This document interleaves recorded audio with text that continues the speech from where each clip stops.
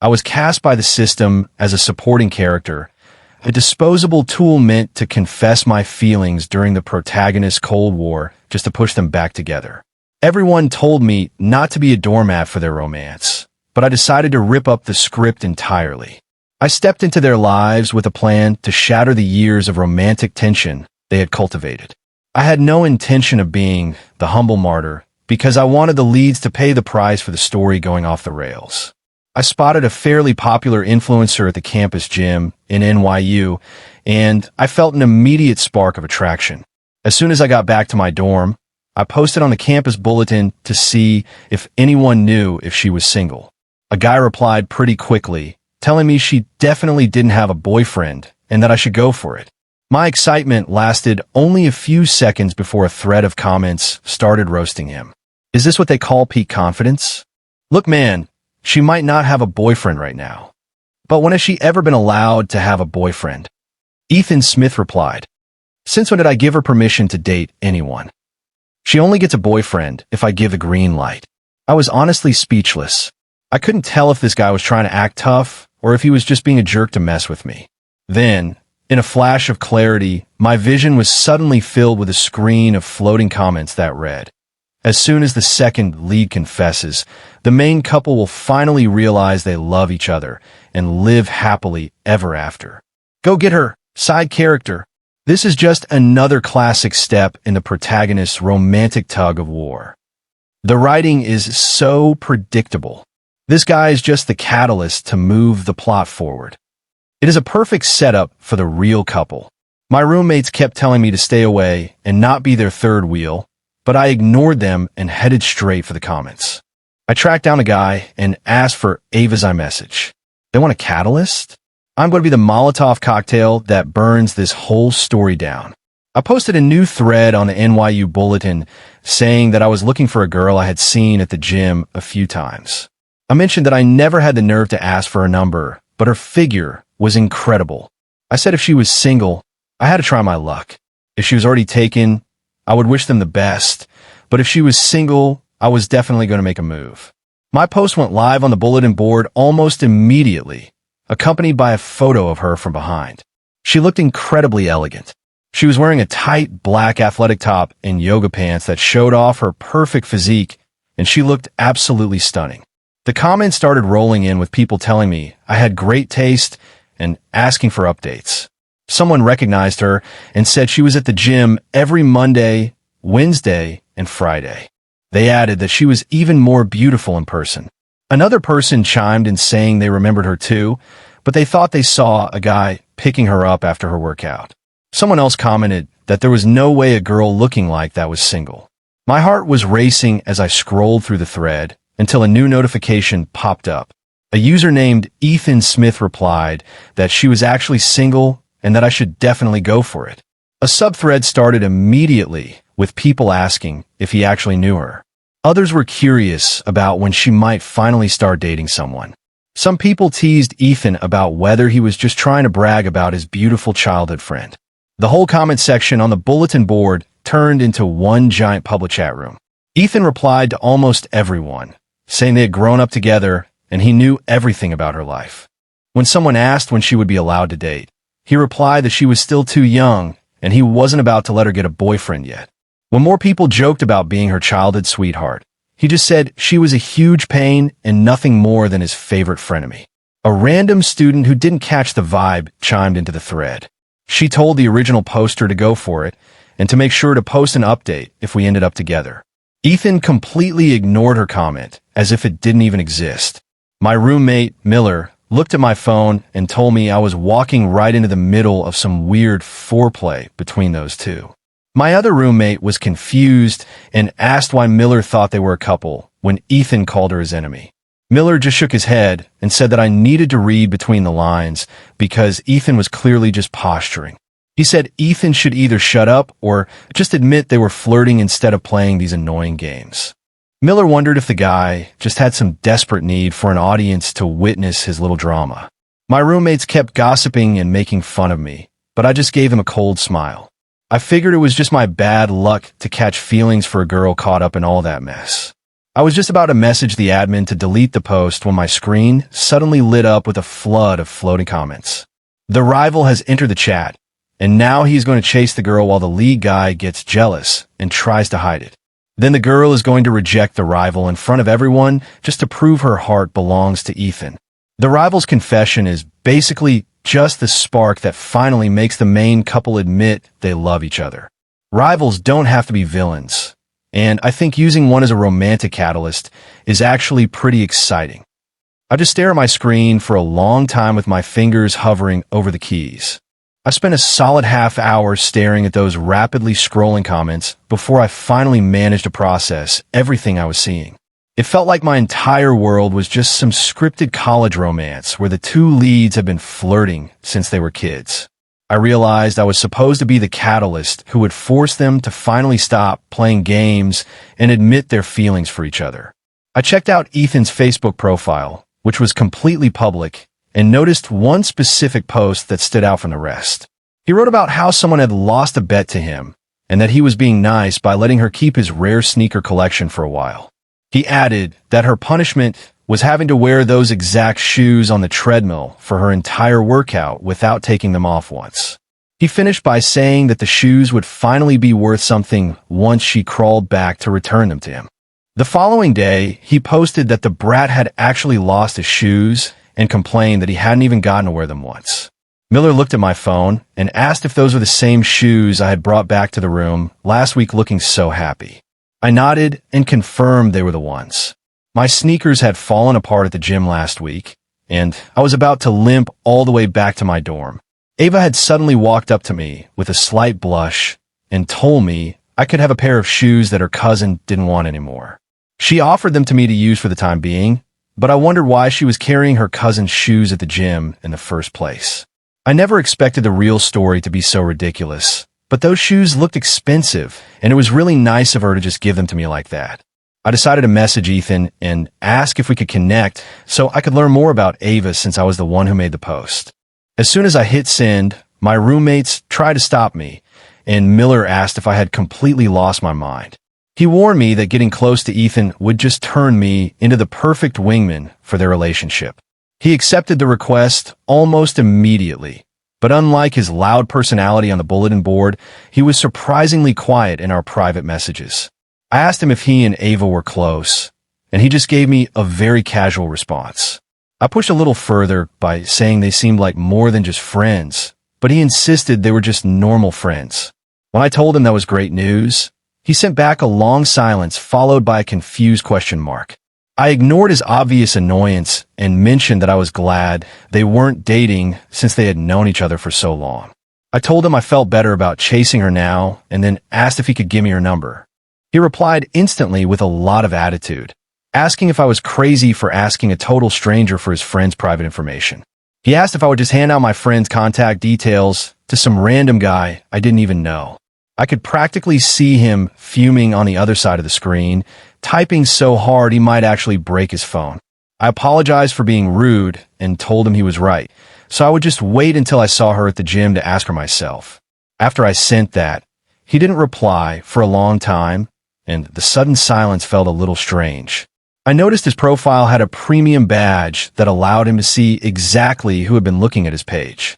Suddenly, the floating comments started up again, saying that the lead guy had nothing to worry about because the girl would never go for a guy like me.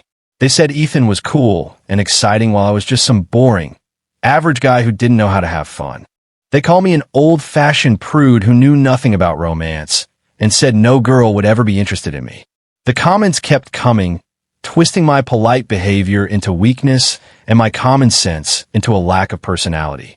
They were all waiting for me to fail and get rejected, but I had absolutely no intention of following their little script. I leaned back in my chair and typed out a quick note to myself about being a catalyst. I realized I wasn't a catalyst at all. I was more like a gallon of gasoline ready to blow their whole relationship sky high. I was good looking and smart, but didn't have much money, and I knew exactly how to use that to my advantage. I was certain that anyone who judged me unfairly would be the one losing sleep over it in the end. Ethan never replied to me again, but I noticed he started quietly deleting some of his old posts. Meanwhile, Ava was starting to pop up more and more in my daily life. Ethan posted that Ava was becoming high maintenance because she made him get her a massive order from the dining hall, but he claimed he didn't mind because he spoiled her. His next post said she brought him water at his game and teased him for playing poorly, which he found adorable. He also mentioned that some guy asked for her number right in front of him, and she had hidden behind his back. I saw these posts occasionally and had to admit that Ava was exactly my type. I made sure to stay away from the gym on her usual days just to avoid any awkward run-ins. Then on a random Tuesday, when she was never supposed to be there, I walked right into her at the gym. It didn't even shock me to see her there, looking as incredible as always in a white tank top and athletic shorts. She walked out of the locker room and caught my eye, so I just gave her a polite smile. The floating comments went wild, asking why she was there and saying I was lucky to run into her again. Some people were being jerks, saying the show was about to start and calling me the clown of the story. I just gave her a quick nod and a hello before continuing on my way. She stood there for a moment with her lips pressed together like she expected me to say more, but I kept moving. Right as I was about to pass her, I pulled a small gift box out of my bag and handed it to her. Ava took a quick step back and told me she didn't want whatever I was giving her. I told her it wasn't for her, but a new pair for her cousin to replace the one she had lent me. She relaxed her grip on her water bottle and looked at the box like she was trying to figure out what was going on. I told her they were custom made by a studio in New York and her cousin would probably love them, and her eyes immediately brightened. The comments started buzzing again, asking what I was doing and if someone should talk some sense into me. They joked that she wouldn't care about some custom shoes and that I was trying way too hard. Ava looked away and fidgeted with her bag, and as I turned to leave, she suddenly called out to me.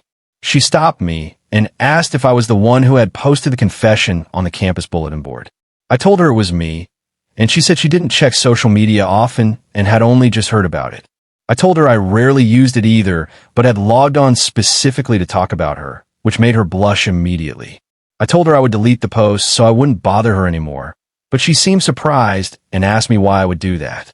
I mentioned that I had heard about her and Ethan Smith and assumed he was the cousin she mentioned.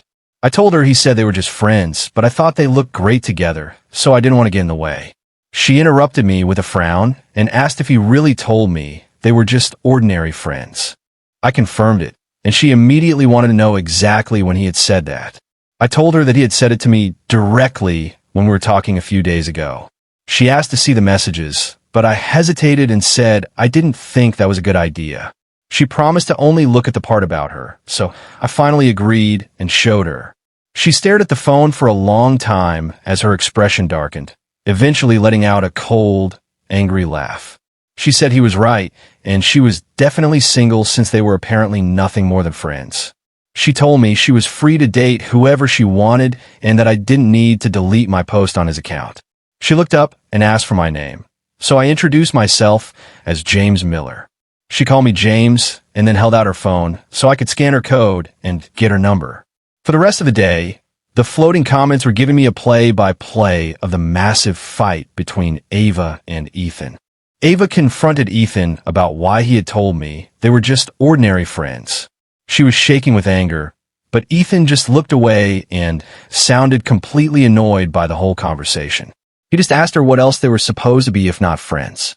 Ava looked him in the eye and asked if he really believed they were just normal friends after everything.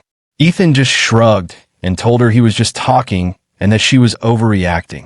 Ava was almost in tears as she told him he had been saying things like that to her for their entire lives.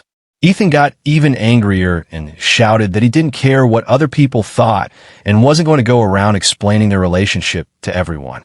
Ava asked why he couldn't just admit they were more than friends, and he just stood there stunned.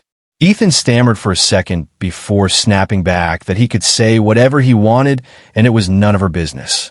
He asked her what she wanted from him, and she quietly said she just wanted to know he didn't actually feel that way. Ethan let out a cold laugh and told her that was exactly how he felt and asked her who she thought she was. The room went completely silent, and Ethan looked like he regretted the words as soon as they left his mouth. Ava just stared at him while wiping away her tears and let out a short, sarcastic laugh. She told him it was settled and then slammed the gift box onto the ground before walking away without looking back once. Ethan just stood there with his fists clenched and his eyes red, looking like he was about to break down. The comments were divided, with some blaming me and others pointing out that I had only repeated what Ethan had said first. Some weird fans were saying how cute the fight was and predicted they would just have a more intense makeout session later. They urged me to hurry up and be the catalyst, while Ethan posted on Facebook that women were just naturally oversensitive. People started a countdown for when they would make up and joked that Ava would give in as soon as Ethan said something nice. Despite the crowd's optimism, Ava and Ethan didn't speak to each other for several days after their big blowout. I decided to stir the pot by posting on Facebook about how it was a great day to meet someone new. I posted that I had made a new friend and followed it up with a picture of a new car, saying I was going to take her for a ride. I didn't mention any names, but left it vague enough to drive people crazy, and it wasn't long before Ethan messaged me. He asked if I had her number, and I just played dumb and asked who he was talking about. He snapped back that he meant Ava and asked if I had really gone behind his back to get her number. I took my time replying with a long silence before telling him that she was actually the one who had reached out to me. He said that was impossible, and I just asked him why he was so certain of that. He looked like he was slamming his keyboard as he told me I was lying and that she would never give her number to a stranger. I just told him that if he didn't believe me, he should probably just go ask her. The gym was mostly empty as Ava sat on a bike taking selfies in front of the mirror. I walked over and handed her a drink, telling her she should stay hydrated, and she thanked me.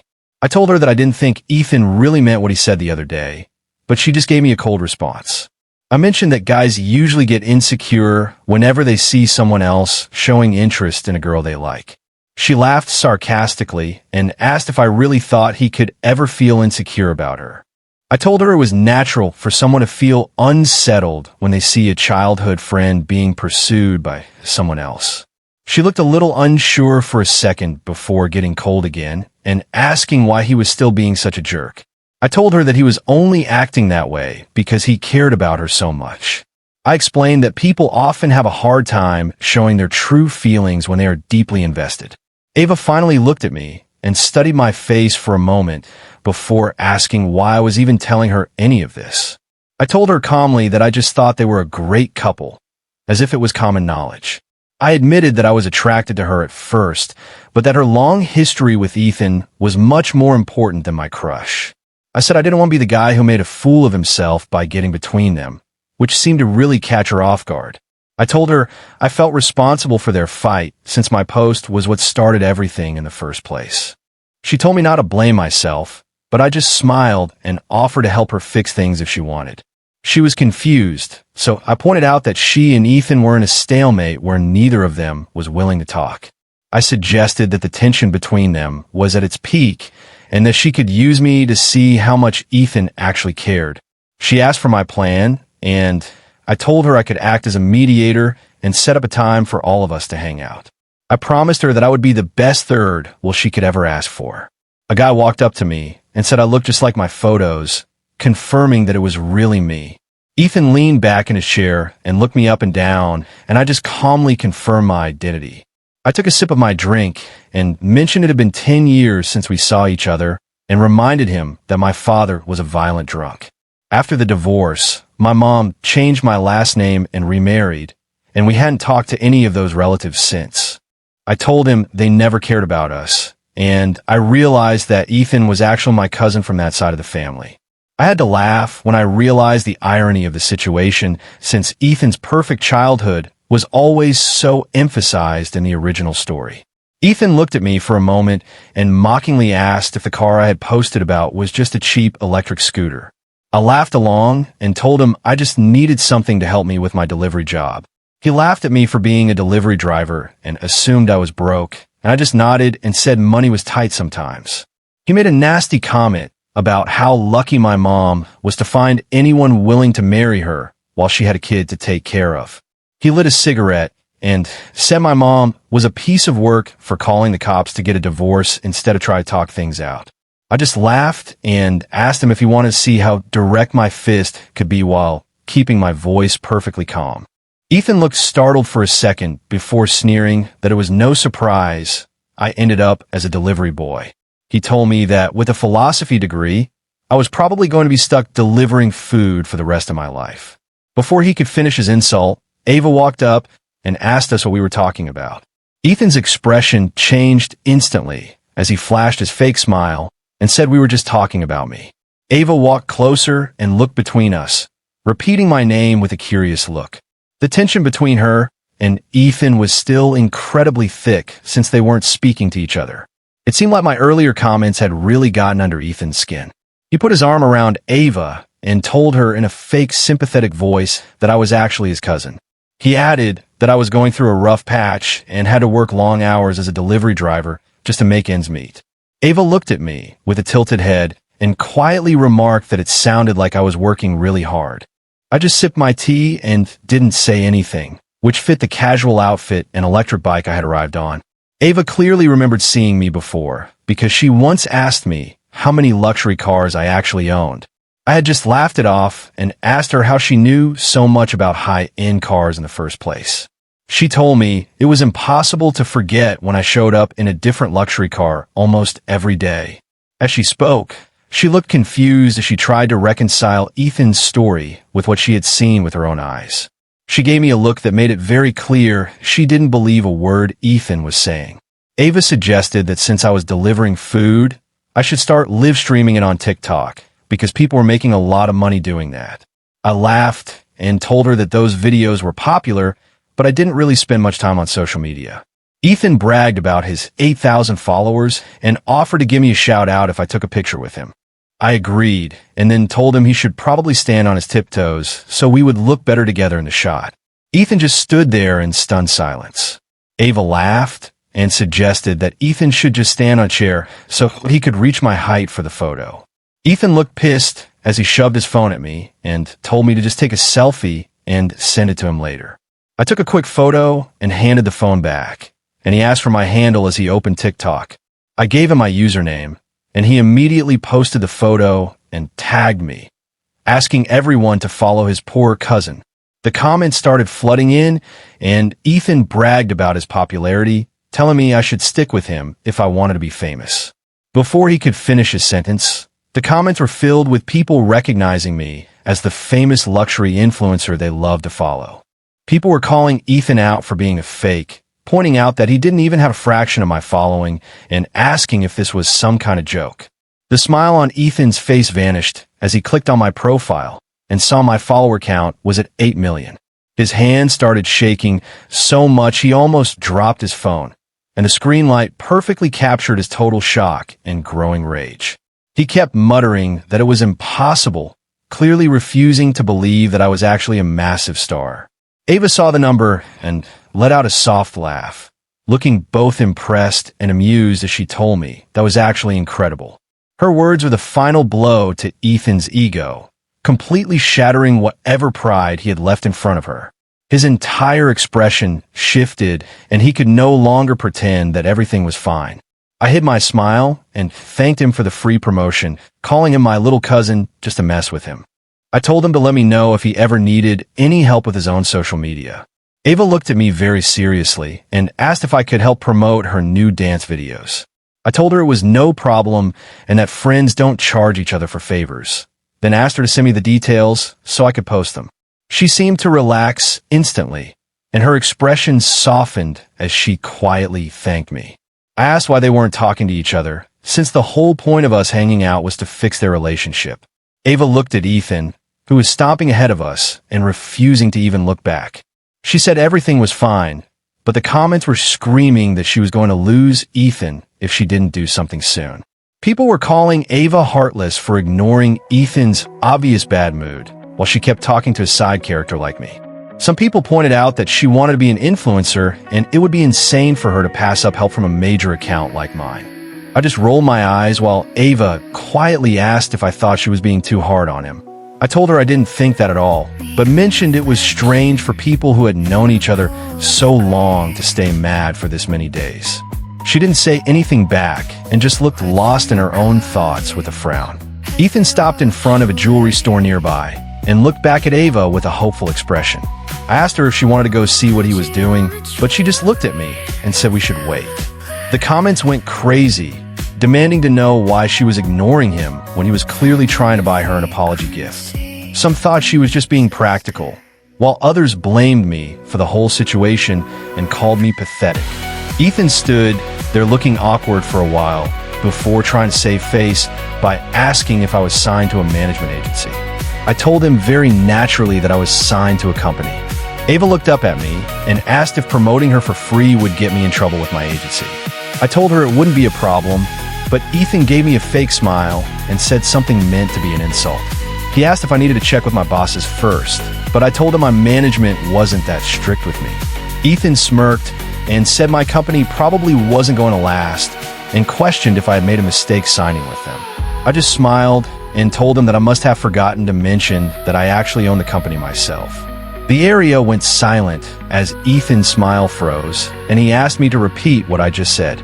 I told him again that the company was mine and that my stepfather had given me the startup capital to launch it. Ethan was fuming as he reminded me that I'd said I was broke, but I just laughed and said I only had $20,000 left for the month. Ethan nearly crushed his drink as he asked if I was really living on $20,000 a month. I just shrugged and told him that I had to find a way to take care of myself somehow. The comments went absolutely wild with people asking me to teach them how to spend 20 grand in a single month. Everyone was shocked to find out I was actually rich, and I knew that with my resources, I could offer Ava a much better future than Ethan could. I didn't have to do much at all, just give her a little push and let her own ambitions do the rest of the work. Ava's whole vibe changed as her polite distance turned into a very obvious and eager interest in me. She asked if I was free for dinner so she could thank me for everything I had done for her. She was constantly liking my posts on Facebook while making sure to keep Ethan at arm's length whenever they were together.